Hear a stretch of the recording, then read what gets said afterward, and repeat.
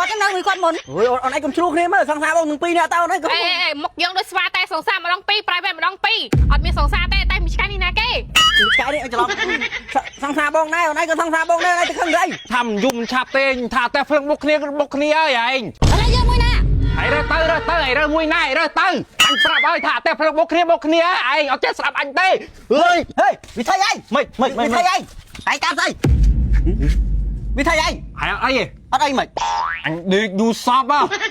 យូសពអីដល់ថាសម័យហ្នឹងអញដេកយូសពថាតែភ្លើងបុកគ្នាឯងហ្នឹងសង្សារមុនឯងហើយនឹងសង្សារក្រោយថាញ៉ៃយប់មិញនោះបុកគ្នាហើយសង្សារឯងមុននឹងផ្ទះភ្លៀងឯងមកភ្លៀងអូអានេះបារម្ភពីអញដល់ថានេះយូសពអាឈួរនេះអញមានគ្មានថ្ងៃនោះកើតឡើងទេអាឡងទេអញនិយាយមែនតើហើយក្នុងយូសពនោះមិនបានឲ្យភ័យមានថានោះហេអត់បានសង្សារមុនកាយដាក់ឯងមកភ្លៀងខយូសពឯងកុំបារម្ភឯងថាយូសពនេះផឹកអាយដលតើសម័យឆ្ងាញ់ទេអាឈួរនេះហើយទៅដេកយូសពឯណាទៅចាប់ឯទៀភ្លើងបុកនេះអញគ្មានថ្ងៃនោះកើតឡើងទេអញនិយាយមែនអញភ័យអញបារម្ភពីឯងគ្មានយោបល់អីទេបើគាត់ថាឲ្យយោបល់មួយតែយកល្អតាក់តងទៅពេទ្យឈួត